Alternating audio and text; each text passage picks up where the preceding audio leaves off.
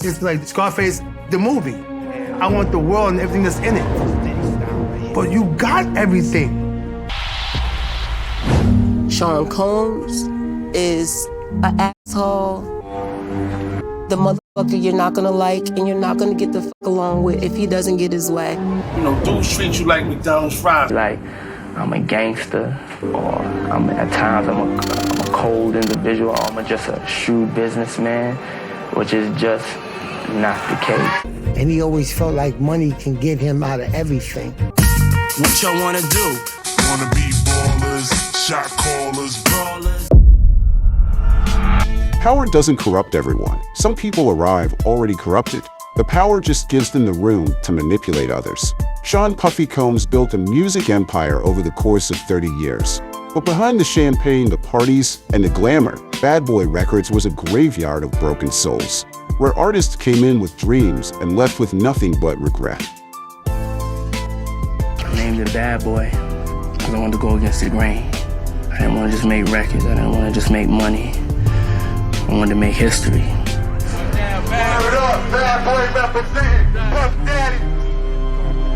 He said, welcome to Bad Boy, where all your dreams can come true. That's what he said. I was like, wow. Went all the way from this to we ain't going nowhere, never went nowhere. After Bad Boy for Life, that my album was coming out next. I'm like, okay, that's gonna be my time. And then they finally told me, Mark, you ain't gonna have an album. She said, you don't have a budget. And I said, I don't have a budget. Then I went to Puff. I said, Puff, what does she mean I don't have no budget? He said, Playboy, you need to holler at your manager. I'm like, holler at my manager? I thought what happened was the budget, you know, back in those days when you were doing music, if you flew to a hotel in Louisiana for 2 weeks, it's coming out your budget. Like, you have artists like Black Rob, who had the opportunity to do his album, but once he finished his album, he did not know that he's going to be $2 million in debt. So when I seen that and I reflect, and I'm like, man, I do remember seeing him being physically violent towards females. I seen him be physically violent towards producers, other record execs, even artists. He thinks he's Black Superman. I can do what I want. I seen him fight with his own self. I seen him be violent to his own self. Forget anybody else. You're fighting even with your own artists. You're fighting when you go home. You're fighting with people in your office. You're fighting with your girlfriend. You're fighting with me. You just want to fight everybody, don't you? And that's what, when you think of that name, that might be what he defines Bad Boy. It's really about that energy. New York and this motherfucker, Harlem, New York. If you have a problem respecting me, I have a hard time respecting you. I don't care how much money you got. Money don't mean nothing to me. Kim Porter on the phone made him mad. He know everything she doing, putting the wiretaps and all of that out. He know her conversation made him so mad at Shakira Stewart when he went to L.A. Reid party, hit him with the chair. She slipped and fell and broke her nose. Nah, the truth was she slipped and fell and landed on his fist. How you gonna be rich and still beating your girl up and you rich? Come on, man. Control. I just want to have total control over this individual. I want them to know that I'm the one that's over them. I'm in control of their soul. I can make them. I can get them money. I can take them and show them around the world and still whoop their ass. That's insanity, brother. We fell out because I call it a breach of contract. I fell out with him because he didn't put my product on the shelf. I felt like he didn't give me the opportunity that he feels like the liquor company didn't give him the opportunity. We fell out for the same reasons why he's complaining right now, but it only matters when they did it to him. It didn't matter when he was doing it to everybody else. Let's keep the frequency high, man. At that time, that, you know, what was stopping me from becoming successful as an artist was because of him. And then I thought about, you know, everything that I was working hard for, all of the people who I was living for, dreams I was trying to make come true. I grew upset with that. And then he didn't have no compassion, no heart, like, hey, you know what? I'm sorry that things didn't work out with you with this music career. But what I can do is secure you with this much, right? You can go try to get your life back on track. He never did nothing like that. It was just like, F you.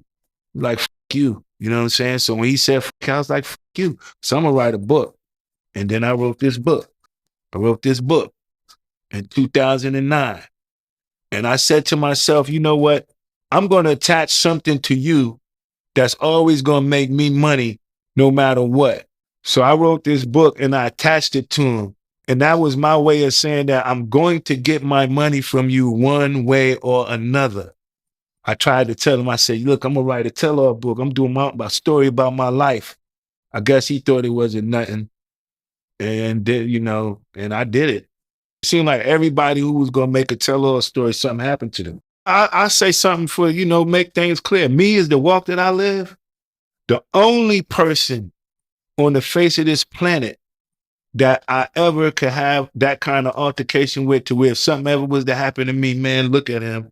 It ain't nothing great happen to me by accident. I'm not ready to go trip and bump my nose on a wall. I'm not gonna have no pneumonia or nothing like that. You understand? And if anything you ever see anything happen like that with me, you already know. Mark Curry got blackballed by Diddy, but at least he was alive, unlike this next artist. So he was like, yo, listen, I got some people I know on my live. I was thirsty at the time. You know, I was like, sign my life away to this cat. He took me to Puff. They went to Howard together. You know, like if I'd have knew Puff at that, if I'd have knew it would have boiled down to all this, you know, I should have knew better. For Sean, being a marketer, you're a manipulator. Everybody wants to see him. He is now the new gateway into music. Went up to the office, and it was on 18th Street. I went up there, I spit it out for Puff, I had my tape, started rapping, you know, and he was like, yo, that's hot. From there, man, it was like history after that, man. You know, a couple months later, you know, I got a big check. Yo, we're gonna put the album out next week, then it don't come out next week, and then, oh, we got 6 months to do this, so come with us over here and write this for me. You know, that takes a toll on you. You know what I'm saying? Like, oh, this cat, he think I can't, he think I ain't that nigga. Puff was looking for something else. You feel me? But, you know, so I was like, yo, I mean, you know, I got something for you.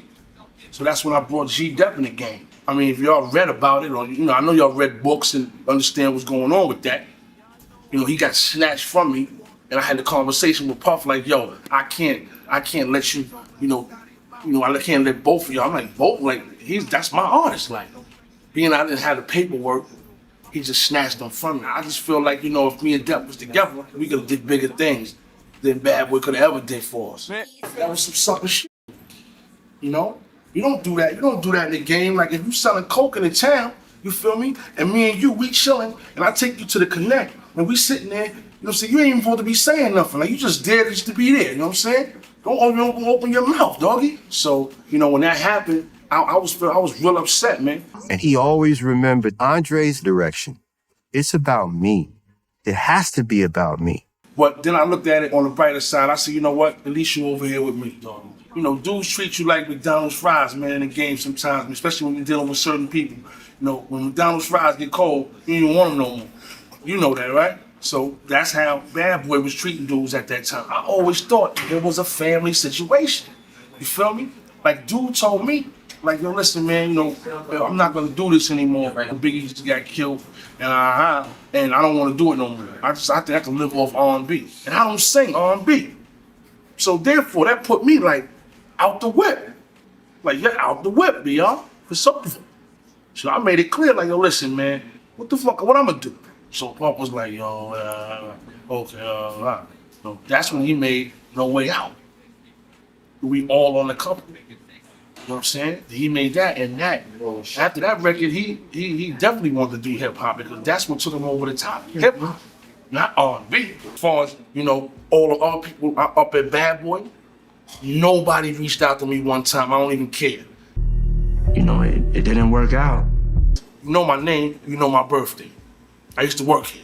When I heard that, you know, this nigga went seeing this nigga Wayne in jail, and you ain't come see BR?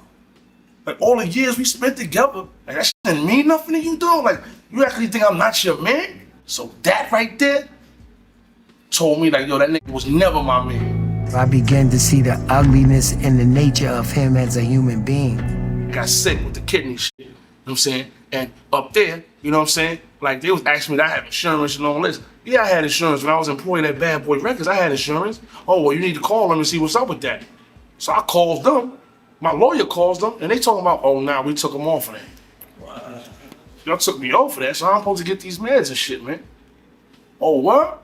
All right, so now, it's like, all right, you took me off the medication shit, you took me off the insurance, okay? Now you take me off the website, you don't come see me, you don't write me, you know what I'm saying? I didn't need no money, because like I said, I'm always get money, you know what I'm saying? Like, my records sell, they sold, so I'm always gonna have some type of money coming in my account or whatever. It was like they said, well, fuck that nigga, all right? Now I'm home, and I shouldn't say fuck y'all niggas. You feel me? That's funny, right? Puff wasn't the one doing the records with me. You know what I'm saying? He was just the last word on me. Good record. I like that. I want to get on that. It's a good record. No, he's not in the studio 20 hours, 15 hours with me. Never. There wasn't no love over there, man. There wasn't no love. Life could be worse. Think about it. It could be worse.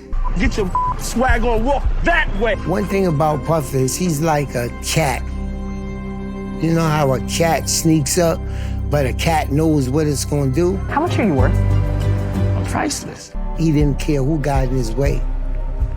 He was getting what I call a God syndrome. Like, you know, dudes was just using, like, trying to use me. Like, yo, why my shit ain't selling? Like, why I can't get it on Music by Mail? Why I can't get it here? Like, why I can't buy a cassette of this shit? You feel me?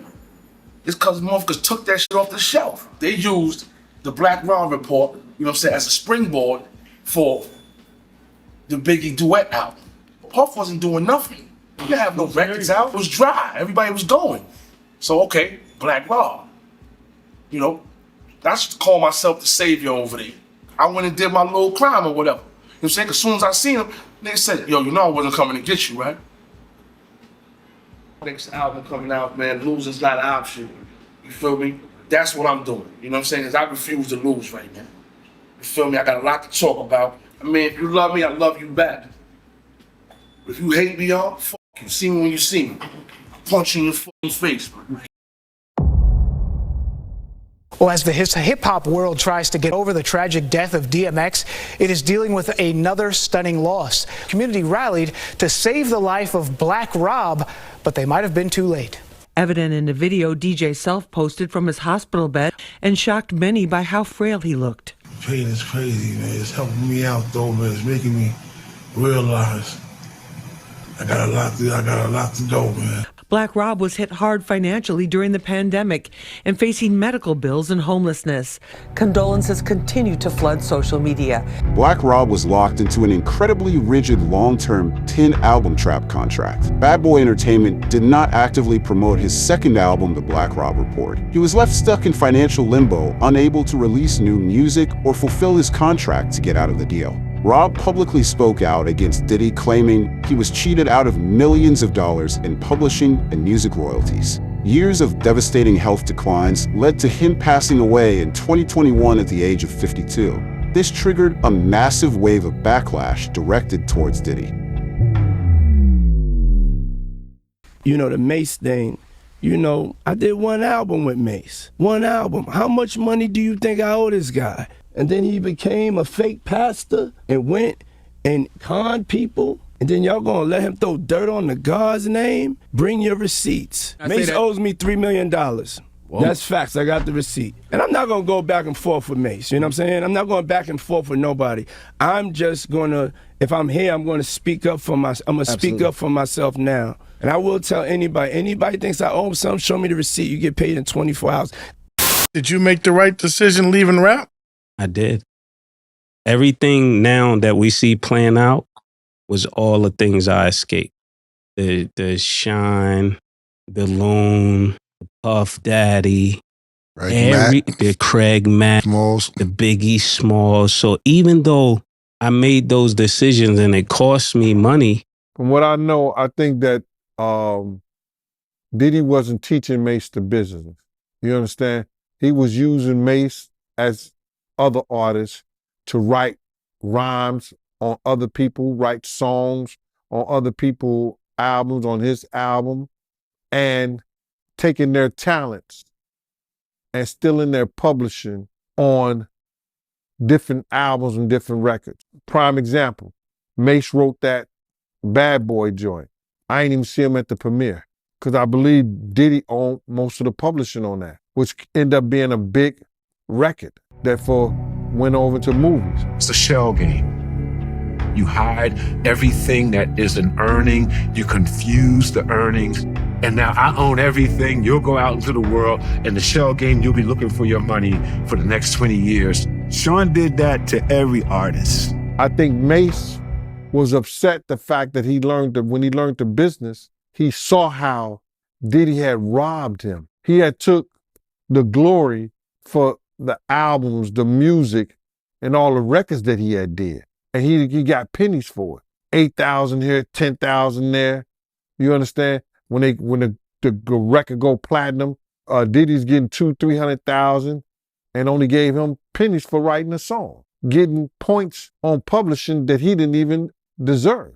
So Mase learning the business and knowing the business, it led him to be upset. Diddy was teaching him wrong. Like Diddy was teaching him not to even speak to people, brother. You understand what I'm saying? Nate used to come up in there, yo, what's up? How you doing? He had that Harlem smile. You know what I mean? Like he happy, he's shining. Cause, he had a lot of jewels that the other artists didn't have. He used to come up in the studios, he used to come places fly. Did he tell him, yo, you ain't gonna never be famous cause you always speaking to people. Let them speak to you. I seen Mase stop speaking to people. When I told him, man, don't listen to that nigga with that old dumb shit. Be you. But he found out after Big died and Puff left his ass out in California, he knew only Puff was for self. I think Sean had an envy for his own artists. He was jealous of their talent and wondering, like, this talent is wasted on people who don't even really know what to do.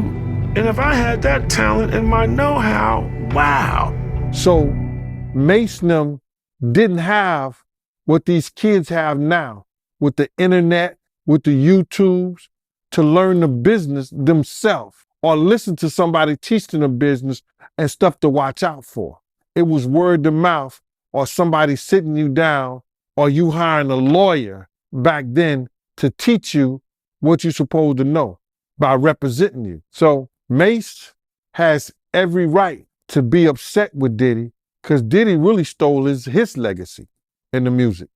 See, what you got to understand this is that a lot of those kids learned the business after they signed their contracts. They learned the business after they was in the business for 3 or 4 years. So now, when they learned the business and they was doing, sitting right there, writing a whole record, a whole song, and Diddy was like, yeah. Here, take this, take that. Give them 10,000 for that one song that they wrote. And that song goes platinum 2 or 3 times. And he get the 25% for being the writer on that because they wrote the song and gave it to him. And he's on as the publisher, as the writer. You understand what I'm saying? He getting a percentage of the writing that was done, and all he gave was 10,000. I set the market value for my people. You are now rocking with the best. It's your boy Diddy. You're really selling, a lifestyle. They learned they learned later in the business that they was do that publishing. He shouldn't have got the percentage that he got on there because he gave them 10,000, 5,000, 8,000 for writing it. So now they learned the business late. And when they learned the business, they seen how wrong that he was doing them. Even though the music people want you to say, well, we're taking a chance. We're taking a thing. Yo, listen to me, man. You wouldn't be there if you think that you wasn't talented and they could sell records off you and using your talents. They've seen enough people that come through. So you writing all those hits and you not getting the money from them. How many years Mase didn't get the money from Bad Boy, that shit that they use on Will Smith and them Bad Boys? I went to the premiere with Puff. Mase wasn't even there, but he wrote that. Boom! Sean's trick was, I'm gonna make you a star, you're signed, follow the money. So many people were tired of being around Puff. Our oxygen was not good enough for him. You can't continue to keep hurting people and nothing ever happens. It's just a matter of time.